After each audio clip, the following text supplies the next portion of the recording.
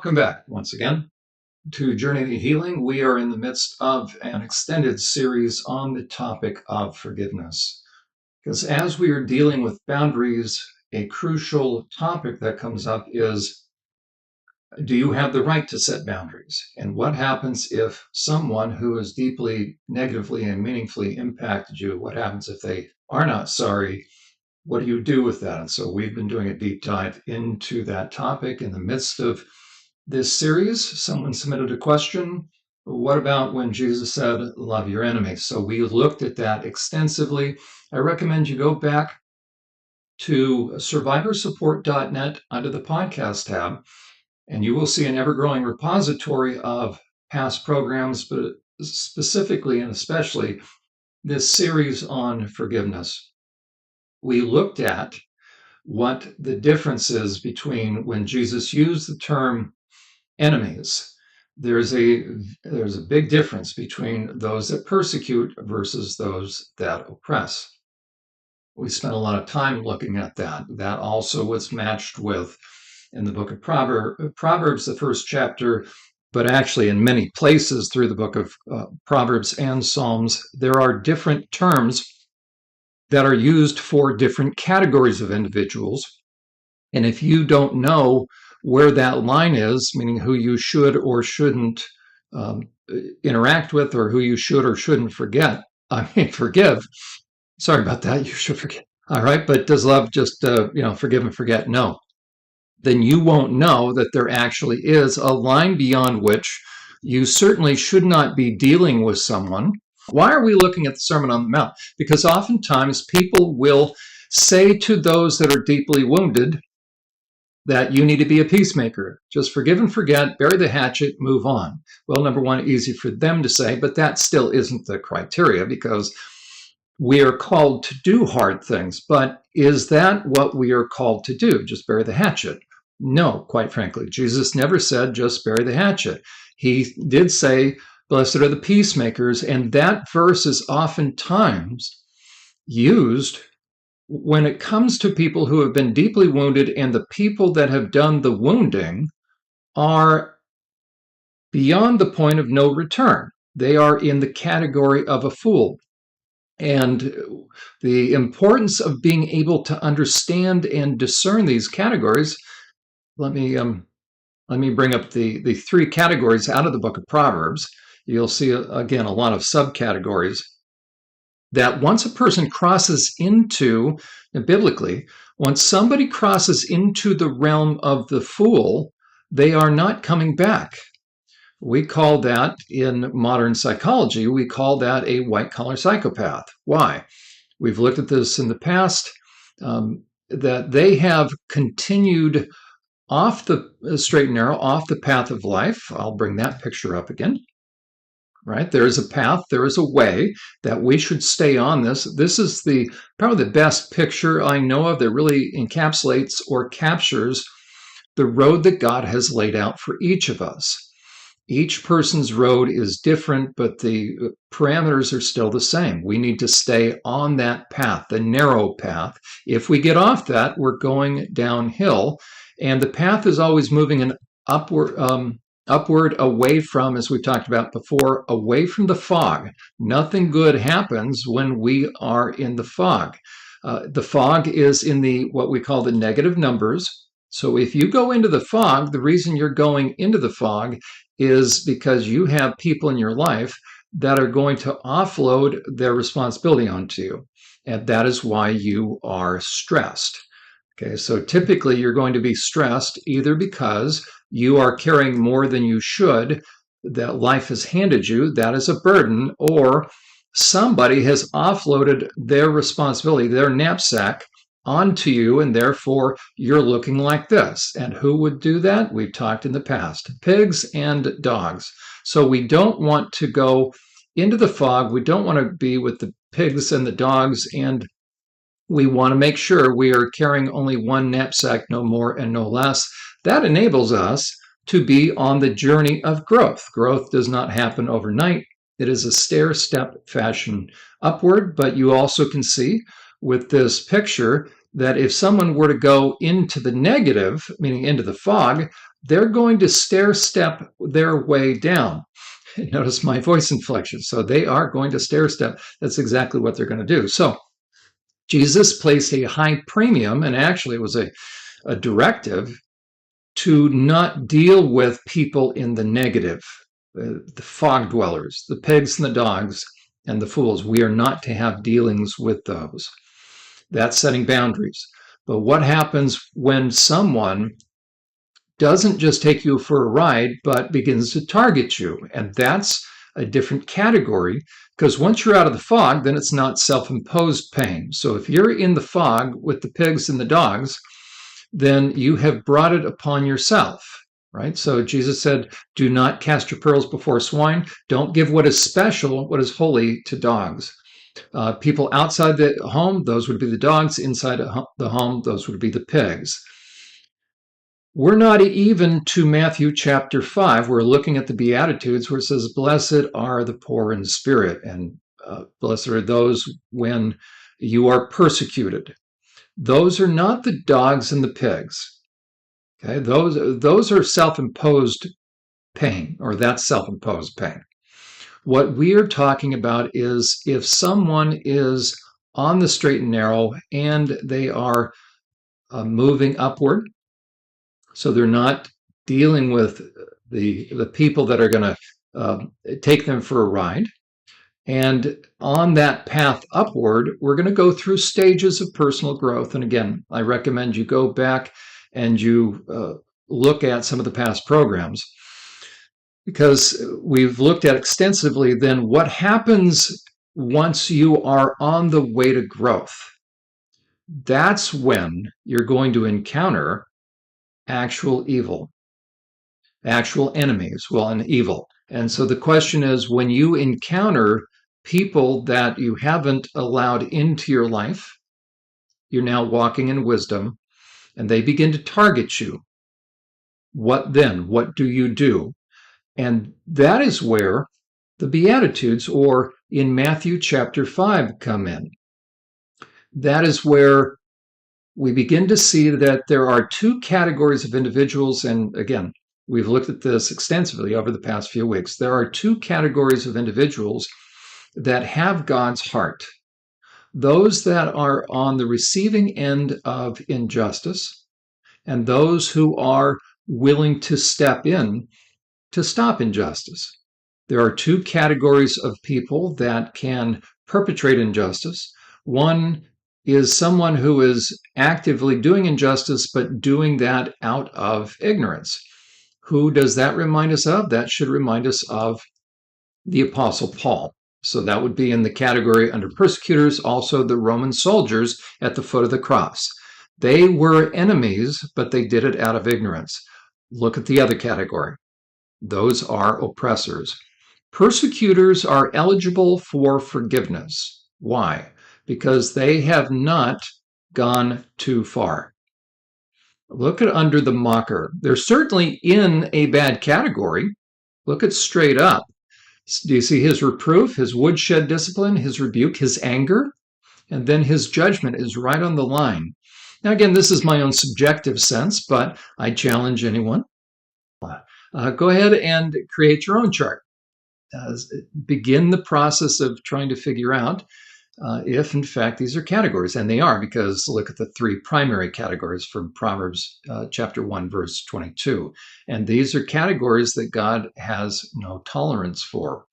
Meaning, if they continue in that, read what happens at the end of Proverbs chapter 1. Look at how God responds to those individuals. Very different condition in their heart of hearts, but they have a very stark surprise. Right? By the time they've resisted God's spirit and God's warnings, they are open to, and they are going to find themselves on the receiving end of God's justice. And we have looked at this chart. So this chart, you may want to take a screenshot of that, blow that up, and kind of look at that for a while. The bottom half, the reds and yellows and pinks, that has to do with what goes on the inside of us. Again, we've talked about that in the past, that the further somebody goes from left to right, our little guy over in the kind of middle upper left hand corner, we'll zoom in on this. He's hopped the fence. He's becoming increasingly selfish. He's moving from left to right. The degree of selfishness is increasing, and therefore the degree of negative impact or personal injury on someone else. The green arrow represents the sighs and the cries and the prayers, the pain that ascends to heaven, rises to heaven. God collects that in a bottle, Psalm 56:8.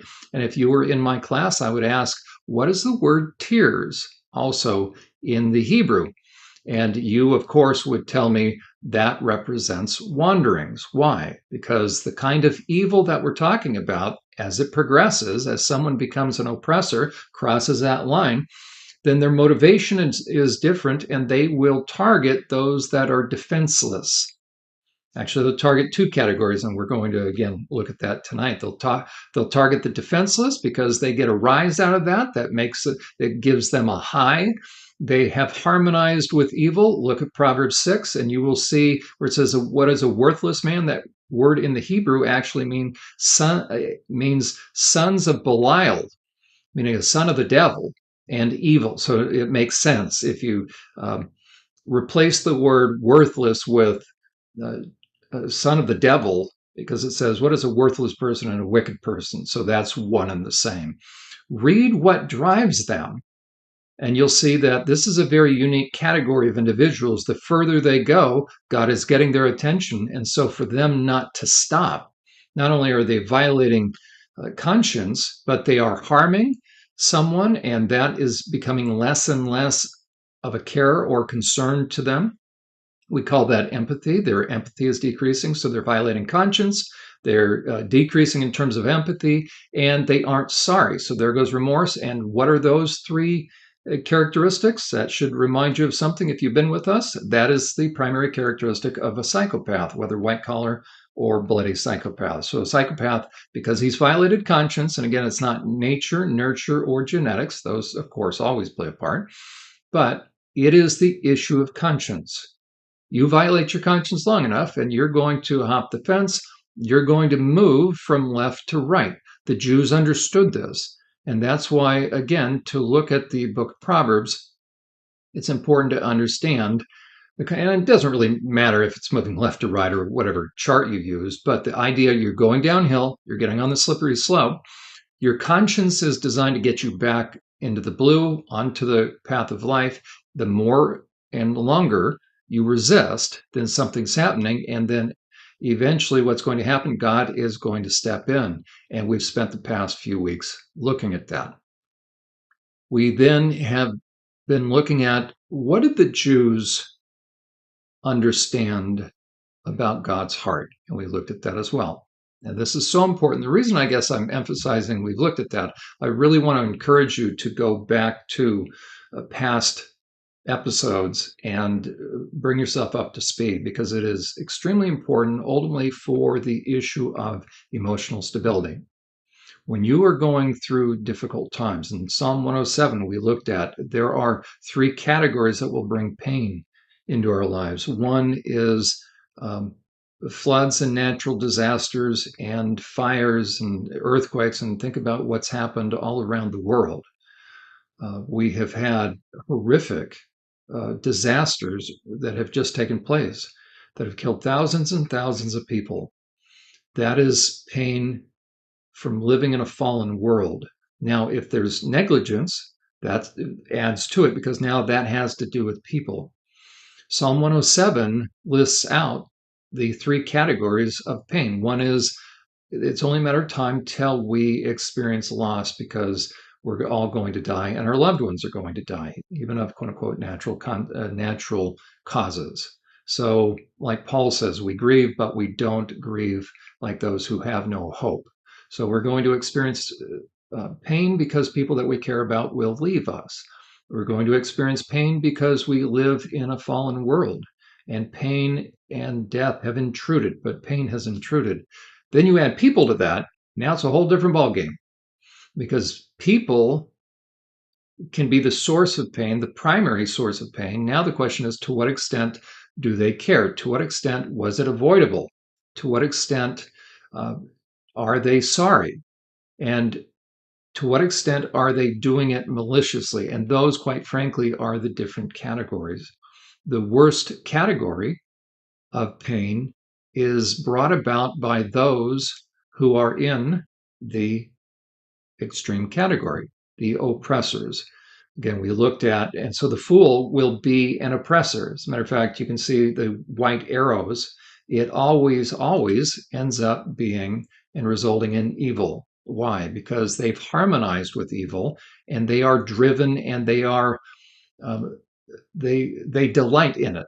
So they derive a sadistic sense of satisfaction, and I'm convinced many of us know that. So God is aware of the different categories of pain, and he wants to help each of us as we go through very deep valleys, though we go through the valley of the shadow of death, when we go through the dark night of the soul. The most profound kind of that, dark night of the soul, is through oppression. But when we also go through natural disaster and tragedy, so he wants to be in there.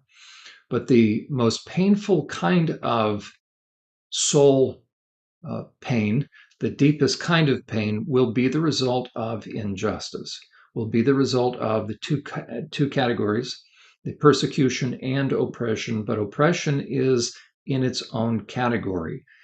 And that's where the book of Psalms come in. So again, we've looked at that in the past, and we're going to begin to look at what did God give as the answer as far as emotional stability when someone is experiencing significant evil.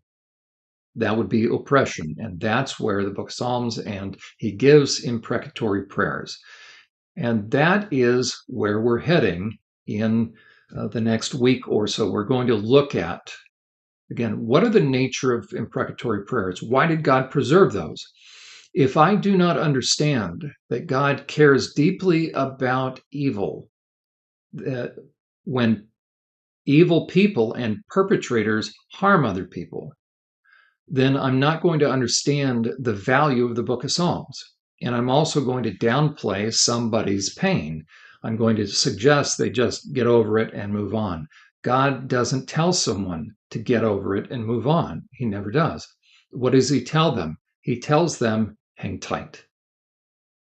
He shows them that his promise of what?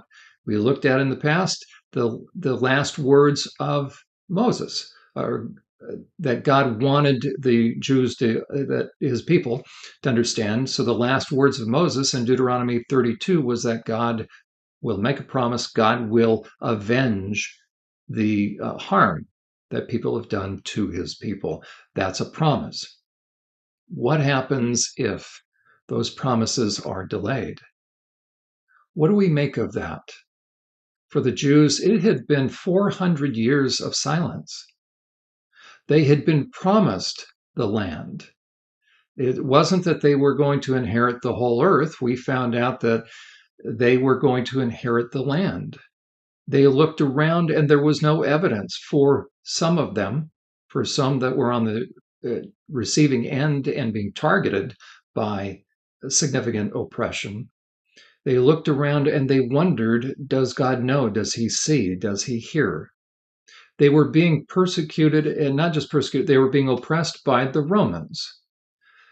In many places in Scripture, God told the Jews, told his people that they would be blessed if they followed him, and that blessing would manifest itself in their autonomy, their productivity, their freedom. Well, they were under the yoke of the Romans. That's why Jesus said, if a soldier compels you to carry his pack 1 mile, carry it 2. So they were not free, right? They had these Roman soldiers that hated being in Palestine, and they were very antagonistic. Right? The Jews had this thing about monotheism, and the Romans were polytheists. So there was always this antagonism between the Romans and the Jews. That was bad enough. But think about if you're a person that had been also on the receiving end of injustice, and oppression because of the religious leaders. That was a theocracy, and you had no choice but to go along with what the scribes and the Pharisees and the high priest through the Sanhedrin, the edicts they gave. They created traditions, and they uh, raised those traditions higher than God's laws. And so people became slaves, as it were. So they were oppressed by the religiosity of the religious leaders. Then there were, shall we say, myths that if someone was going through something difficult or contracted a disease such as leprosy, that they were cursed, or they certainly weren't blessed. So they were cursed by God. How about a barren woman? Do you remember Elizabeth, the mother of John the Baptist? She was older, and what happened? She had been barren. She had not been able to conceive. That was a stigma. So they lived with that under the false assumption that if you were poor, if you were not physically healthy, that you were somehow under God's judgment. Read the book of Job, and his supposed three friends were coming after him. They were not friends, by the way, but they were coming after him with the assumption that, and they were actually taking a sadistic sense of satisfaction themselves at Job's misfortune, at Job's pain. Job kept asking them to go away, and they would not.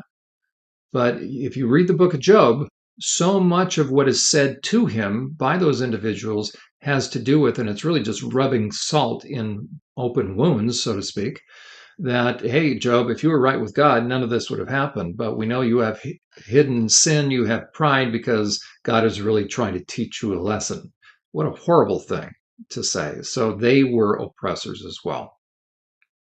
So in the days of Jesus, when he came on the scene, those that were seeking God, those that wanted God's best, had questions. They had questions as far as, did God know? Did he see? Had he forgotten? Why? Because of the delay. So Jesus's first sermon in his hometown of Nazareth, if you will remember, what did he quote out of? He quoted out of a very famous messianic psalm. I'm sorry, out of a passage in Isaiah. We looked at that before. We're going to look at it again because this will form the basis of his first very large public address, as we looked at last time. The Spirit of the Sovereign Lord is upon me. The Lord has anointed me to bring what? Good news to the poor. He sent me to comfort the brokenhearted and to proclaim that the captives will be released and prisoners will be set free. He has sent me to tell those who mourn, blessed are those that mourn, that the time of the Lord's favor has come, and with it, so this is going to be the good news for the Jews. The day of God's anger against their enemies. Tell all those who mourn, he will give a crown of beauty for ashes. Their life was in ashes, so to speak, if you've been on the receiving end of disaster or oppression. Blessing instead of mourning, festive praise instead of despair. That's actually poor in spirit, by the way. And in their righteousness, they will be like great oaks that the Lord has planted for his glory. Jesus chose that to send a message to the religious leaders that he was the Messiah. Then he addresses the crowd a little while later. And what does he say in his very first public sermon? And there were going to be primarily Jews, but there would probably be some Gentiles there. This hopefully will look familiar as we looked at it last time. I believe he is looking at two different categories. Blessed are the poor, blessed are those that mourn and weep, the meek, those that will inherit the land. They will inherit the land, hunger and thirst after righteousness. So we have two groups of people that I believe he's addressing. It is different than what we've been told. If you've been around church for any length of time, what you probably have heard is this, that the opening of that first major public sermon or teaching has to do with the steps of spirituality. And you probably have heard it. And I just listened to a sermon of somebody that I've been following for about 40 years. And he's one of my favorite. And I was curious, how would he interpret this? So I went back, found this. This was from the late 70s, quite frankly, when he exposited the book of Matthew. And what he did is very typical that you're going to hear from a lot of pastors if they're going through that passage. So I want to compare and contrast what most of us have been told about that section with, and I'm going to be so bold as to say, with how Jesus meant for the listeners to hear this, because he's come to give good news. And the good news, of course, as Paul talks about, it is the gospel. It has to do with reconciliation between us and God. But to the listeners of that day, it also had a very concrete message, a message of hope, just like in Isaiah.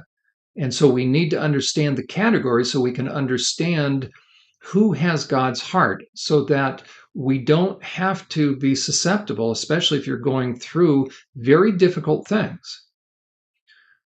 and you're on the receiving end of oppression, that you are not susceptible to feeling guilty, false guilt, or shame when someone suggests you need to just be a peacemaker and drop the issue. We need to understand that that is a misapplication in my estimation. So this is the typical rendering that we've heard so long, or that so many pastors, and I went to Talbot School of Theology. I was heading into the ministry. I took my 2 years of Greek, so trust me, I understand what's taught. And so this is the typical understanding of the Beatitudes. And I want to help you see that actually this is not what is being described by Jesus. But what you'll typically hear is this. We're going to start with the bottom left. Jesus said, "Blessed are the poor in spirit."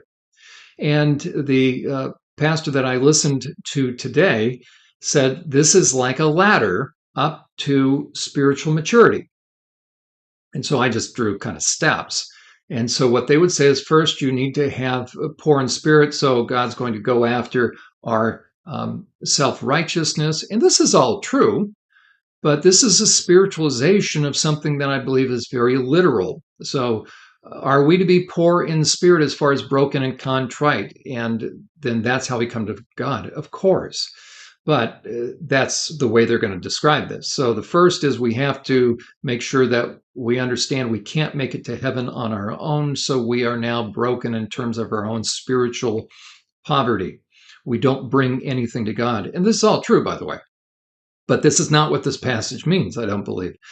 Then we have to mourn. Why? We mourn over our sin. This is what is typically taught from these 7 verses. Okay, so I realize I can't get to heaven by my works, and therefore I'm undone. Oftentimes, Jesus's conversation with Nicodemus is going to be referenced right there. And then I mourn over my sinfulness. And then that causes me to be humble. And then I hunger and thirst after righteousness. So we'll interpret the word that can either be interpreted righteousness or justice. It'll opt for the interpretation of righteousness. So I will hunger and thirst after God making me right. Then that'll fill me with the desire to be merciful. Then pure in heart. And then peacemaker. And then eventually what will happen is, because I won't be like the world in the sense of what? That I will be forgiving, and that'll irritate the world, and so they'll persecute me, but that's being salt and light, and therefore I'm able to have a good welcome into the kingdom. So the typical teaching on the Sermon on the Mount is a teaching that those first 7 verses lay out the steps of the kingdom, of basic spirituality. And once we have those down, then we're ready for spiritual growth, or that is the key to spiritual growth. I'm here to tell you that I do not believe, again, it's not bad, but I don't believe that was the good news that was being delivered to the listener. The good news was that God had listened and he had heard and he had felt their pain. The pain of who? Those that were being oppressed and those that were being persecuted. Why were they being persecuted? Because they were stepping in to protect, because they had God's heart. And when we come back from the break, we're going to look at, again, how do you, I believe, properly interpret that so that when you are going through the most difficult of things, which has to do with injustice, which has to do with evil, how do you maintain your emotional stability? We will look at that next on the other side of the break. Are you or someone you know a survivor of abuse and wondering where to turn for trustworthy help and insight into the effects of such abuse? Ever wish you had access to a resource that could help you continue your progress in healing? SurvivorSupport.net is that resource. Developed by Jon Uhler, a seasoned therapist with years of experience working with sexual abuse survivors, SurvivorSupport.net is a one-of-a-kind resource to help you understand the impact of abuse and to help you understand the nature of those who harmed you in order to help you gain clarity and continue healing. If you are interested in speaking with Jon Uhler about your situation or in having Jon conduct a consultation or a training for your church or organization, SurvivorSupport.net serves as a convenient method of contacting him. Our program, Journey to Healing, is made possible through the generous donations of viewers like you. There are many opportunities and needs that Survivor Support is attempting to meet, and your monthly support or one-time gift would be extremely helpful as we seek to meet those needs and opportunities. Simply visit SurvivorSupport.net and you will see the link to donate on the homepage. We thank you. Welcome back, everyone. My name is Jon Uhler. This is Journey to Healing on TECN.TV, the leader in Internet TV. We're here every Friday night from 8 to 9 p.m. Eastern Standard Time, where we do a deep dive into the most important issues that we all wrestle with and those issues that should be tackled with or the focus of counseling. And we've been looking at the issue of forgiveness, what it is versus what it is not, because if you don't get that right, you can be tied up in knots. If you're unforgiving, then you're going to be tied up in knots. But if someone suggests that you should forgive when there's nothing to forgive, meaning without confession, then there's nothing to forgive. There's nothing to talk about. And that's what we've been looking at. So the suggestion and what started this particular series, actually, give a little context here, was this meme that said, I never knew how strong I was until I had to forgive someone who wasn't sorry and accept an apology I never received. So we've been unpacking that concept and helping people understand that God places full weight and responsibility on the hurtful person, on the perpetrator, on the oppressor.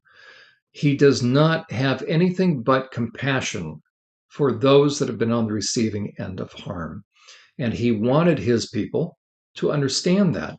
That is why when Jesus, stepped onto the scene, he found the passage in Isaiah that was to bring good news to those that had been longing to know that God heard. Does God see? Does he hear? Does he know? When you are going through pain, I recommend Psalm 107. It gives the various categories of pain. But the worst kind of pain is oppression. Those that are taking delight in your misfortune, but they're actually bringing it about. And that is where we need to be able to understand what God laid out as far as his heart. Again, here's the categories. Why is that important to understand? Because it is very easy when you are going through the valley of the shadow of death, when you're going through very significant things, and the worst kind of thing is oppression, is evil. It is very easy to believe that God doesn't know. And so the good news he has for us, that he had for his people in the Old Testament and he has for us now is the same message that he gave when he found the place in the scroll, both when he went to his hometown of Nazareth for the first private sermon, in a way that was certainly to his people, but then in public. He is referencing, he's going to walk through, in a way, this passage. So we looked at it, Isaiah 61. He says, the Spirit of the Lord is upon me, for the Lord has anointed me to bring good news. Okay, what is the good news? Good news to the poor. He sent me to comfort the brokenhearted. These are categories: to proclaim the captives will be released, the prisoners will be set free. He sent me to tell those who mourn that the time of the Lord's favor has come, and with it. So here's the good news: the day of God's anger against his enemies. So those that mourn, he'll give the crown of beauty for ashes. And why ashes? Because their lives had been destroyed. That's why they're in mourning and they are in despair. So God's good news is that not 1 ounce of pain that I have gone through, especially if it has to do with the result of perpetration. And we looked at this picture again, right? The blue bottle is representative of God collecting our tears in a bottle. That same word in the Hebrew is wanderings, and they would be wandering because oppression, people forced them out of their home. They had to flee. There was evil going on, and now they wandered, and they got to a point that they couldn't even cry anymore. All they could do is sigh, and just, it was everything they could do was just to breathe, if you've ever been there. And that is where the sighs and the cries and the tears. So every ounce of pain has gone up to the heavens, and nothing has ever fallen on deaf ears. And so God's heart, you see that just to the right, he will take up the cause of those that are being harmed. So he was called the Avenger of Blood. He was the great protector. So when Jesus steps on the scene, he goes to his own people, literally, back to Nazareth first, finds that passage, lets them know that God still has good news. He hasn't forgotten. He hasn't turned a deaf ear, even though they were under oppression by the Romans, by the religious leaders. And then when he does his first public sermon, instead of seeing if you go back and read it, or if you've ever heard a sermon, probably what you've heard is that these are stairs to spiritual maturity. And I should do this as a test. There's a duplication of one. There was a little accident, a mistake here. You see, poor in spirit, that is actually replicated up there. So that is a mistake. So between merciful and the pure in heart, there's a little addition. But we should always be, of course, humble. But poor in spirit in that case is not what that means. Right? Poor in spirit has to do with, as we've seen in the past, that has to do with having been on the receiving end of evil and hurt. And so you are destitute. And also what that means is you are massively depressed on the inside. Blessed are those that mourn. So if everything you have and your hopes and your hopes and dreams have come to nothing and been destroyed by evil individuals, you're going to be in extreme want, and then you will begin to weep, and then you will either take matters into your own hands or you won't. As a matter of fact, we looked at God's gift.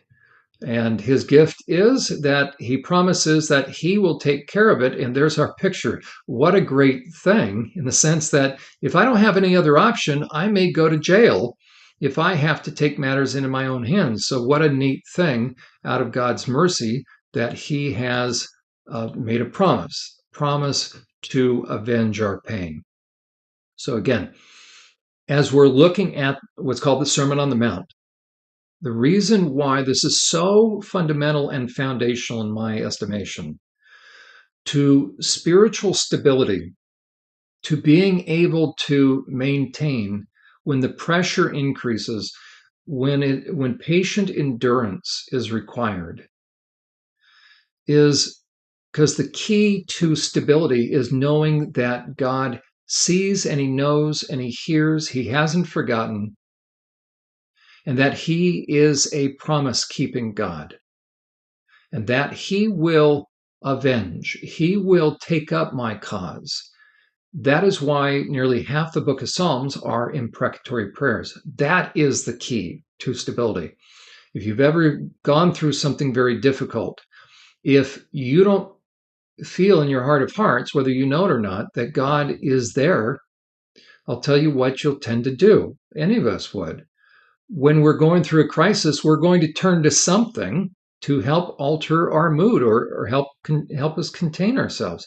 So we will immediately possibly call someone as though that is helping, that can help ease our burden. There's nothing wrong with that. I mean, David went to the high priest when Saul was chasing him. But how many people will talk to people? How many people in pain instead of talking to God? How many people miss out on what God has for them because deep down inside they don't believe that God cares? And it may not be their fault. What it means is this: well, it's their fault in the sense that until they know what the issues are that's blocking them from feeling God's care and concern, then they won't tend to go to God first. Why? Because deep down inside, they don't believe that God cares. Why don't they believe that? Because they've been told, in essence, or things have been misinterpreted or rewritten to say basically that God doesn't, what he cares about is our just sucking it up and moving forward, and us having the responsibility to, quote unquote, be peacemakers and to make nice with oppressive people. And so prior to the break, we looked at this stair-step-like fashion that unfortunately a lot of pastors will interpret the Beatitudes, these 7 verses or the 7 steps there, as though it's spiritual growth, and it is not. What is the best way to understand what Jesus was talking about so that we can derive the same kind of comfort? Blessed is those. It doesn't, yeah, it can be interpreted happy, but I don't believe he was saying that. I think how he was using that term, another meaning is to be enlarged or to be filled. So it's not happiness that we're after, but it's a sense of satisfaction. Same thing with joy. Joy has nothing to do with happiness. It's a settled sense of assurance. When Jesus was just hours before being betrayed and tortured and murdered, he told his disciples that he wanted them to have his joy, and that he was going to give them a gift that the world could not give. This is in John chapter 14. He said, a gift of peace of heart and peace of mind. So in the midst of the chaos, in the midst of when all hell is breaking loose, God says, I will be with you through the fire. I will be with you through the flood. That's literal fire and flood, the natural disasters, but most importantly, oppression. When people have targeted you, when white-collar psychopaths, worse than pigs and dogs, that they're targeting you and they're going to punish you. If I don't believe that God understands and I don't believe he hears, then that won't be the place I will go for my comfort. And eventually I will start to lose faith. But if I believe that God is a promise-keeping God, to avenge, that he is the one that will take up my cause, then I can risk believing that even when nothing is happening, something is happening. So here is what I believe is the best way to understand the Beatitudes that Jesus was talking to. So Matthew chapter 5, verses 3 through 12. It's also in Luke chapter 6, and it's an abbreviated version of the Sermon on the Mount. This is the best way to understand it, in my estimation, as Jesus began to speak. He was referencing the same categories as in Isaiah 61, and this is what I believe he had in mind. He's looking out over the crowd, and he's first talking to give hope to two categories of people in the midst of that large crowd. He's talking to the oppressed, and I painted them in red. And then to the protective. He had a special message for those people. The only way, in my estimation, to understand the Beatitudes, Matthew chapter 5, verses 3 to 12, is not to view it like it's steps to spiritual maturity, though those can, I don't really have a problem with that interpretation, but, I do in the sense that people need hope, and they need hope when faced with oppression, that God is going to act on their behalf. And if you tell someone to take that middle step, right, where it says the peacemaking, and you say, you know what, just suck it up and make nice, that is not the way to interpret. That is not God's heart. The way to understand that passage and to help encourage people is to say, if you are in one of those two categories, you have a special place in God's heart. And so he was talking to those two categories, and the ones that needed it most, the message of good news. So Isaiah 61 is to the oppressed. So we're going to again look at the little red folks out there.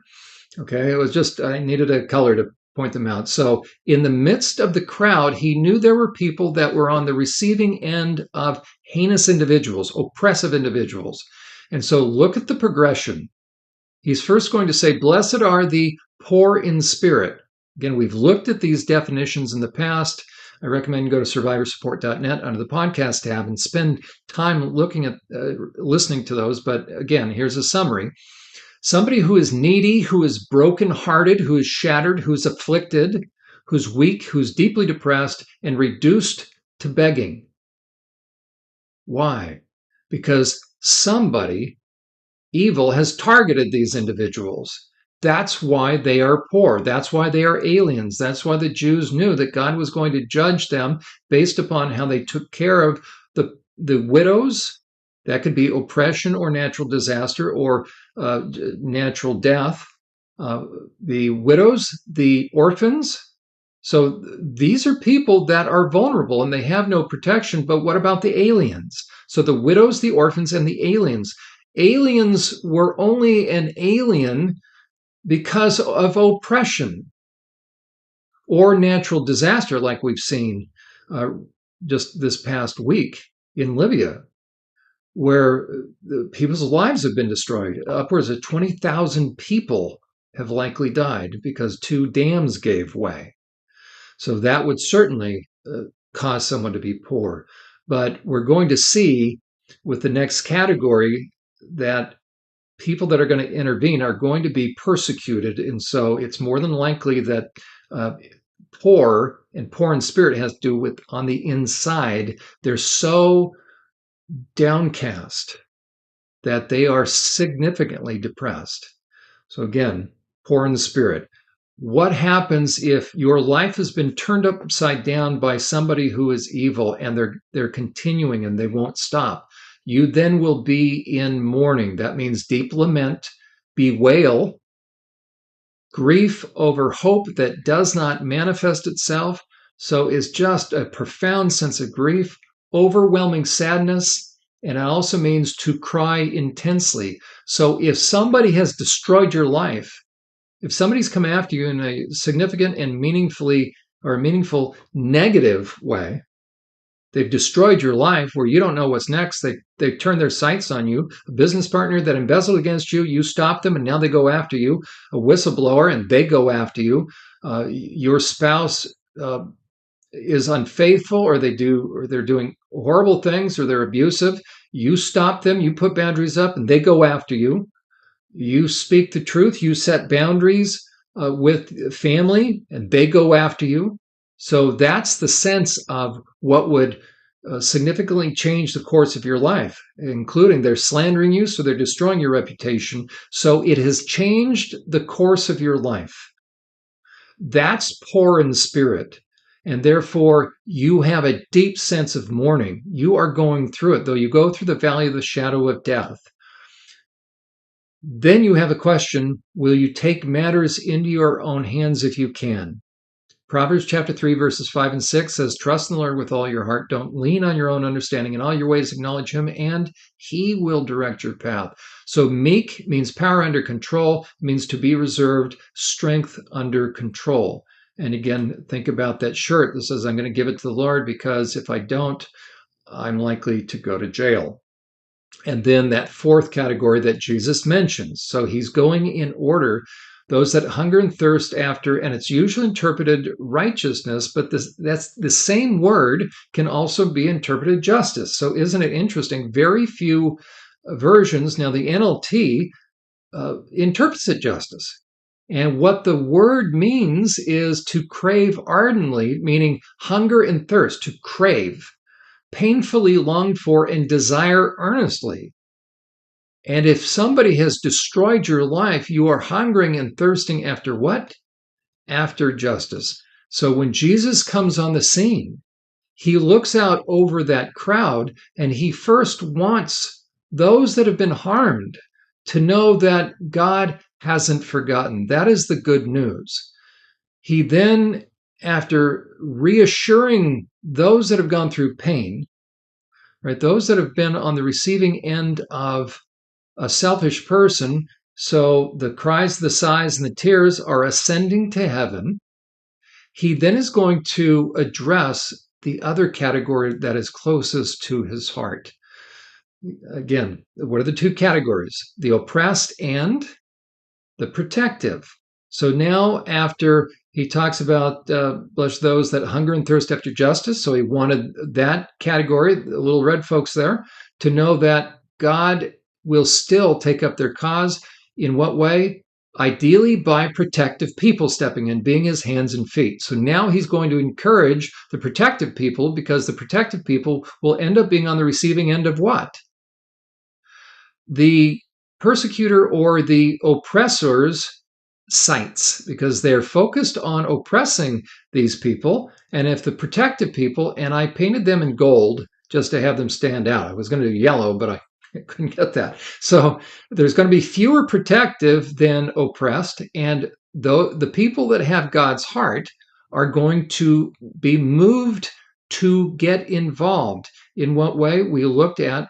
By the way, we looked at the steps of maturity. The higher you go, look at the last three: personal involvement and investment, but personal activism, and then what? Personal intervention and influence. And so it is to the protective that God has the latter, or Jesus states the last four terms. Blessed are the merciful. So now we're looking at the protective. Again, and so for those of us that have stepped in and stepped up, or stepped up and stepped in, this is the good news for us, because we were merciful. If you have God's heart, you will naturally be merciful. What does that mean? We've looked at this in the past. It means to be kind as kindness and goodness. You are characterized by kindness and goodness. You can't even help yourself. Kindness extended to the lowly, the needy, and the miserable. Why is somebody miserable? Because something has happened to them, not through their own irresponsibility. You have compassion. You take pity. You have mercy. You have loving kindness. The mercy is always manifested in good deeds, which is very interesting. James talks about that. If your religion, if you say you have a relationship with God and you don't show that by your good works, they're what? You're blowing smoke. You're full of hot air. Okay, so God will create a heart, a merciful heart, that will cause us to get involved. Now, pure means godly, good that is actively engaged. So my heart will go out and it will cause my feet to be engaged. So I will be pure. So pure and godly are the same thing. What is that going to do?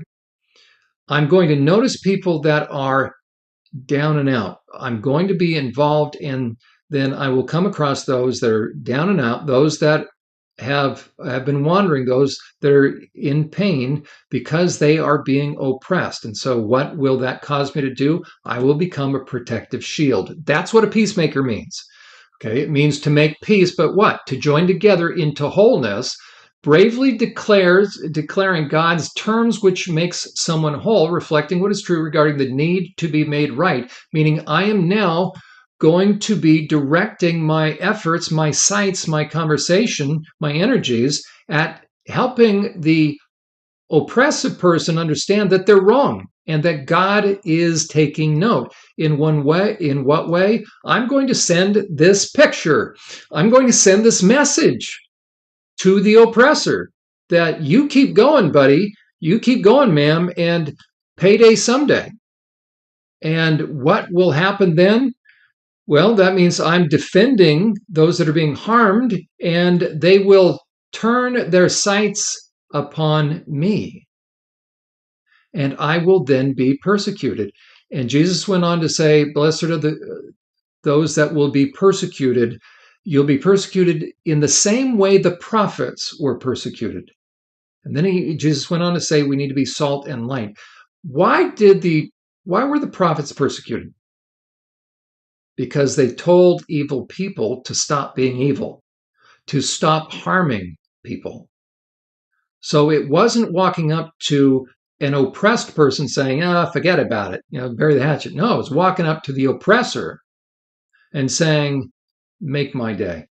Or basically, don't go any further. We're going to defend this person. So love is protective. And when Jesus started his first sermon, he wanted those two categories above all else to know that they have God's heart, that God has not forgotten. God takes note. And when we see what will happen to those that have decided to step in and do what God wants them to do, they're going to experience significant pain. And God wants us to know that he hasn't forgotten. And we will look at some of those that went through severe pain because of persecution and then oppression on the next edition of Journey to Healing. You've been listening to Journey to Healing, sponsored by SurvivorSupport.net. We trust you've been helped by the information our host, Jon Uhler, has shared. To donate to this ministry, schedule a personal consultation with Jon, or to arrange a professional training for your church or organization with Jon, simply visit our website. On behalf of Survivor Support, we look forward to hearing from you and to have you join us next time on Journey to Healing.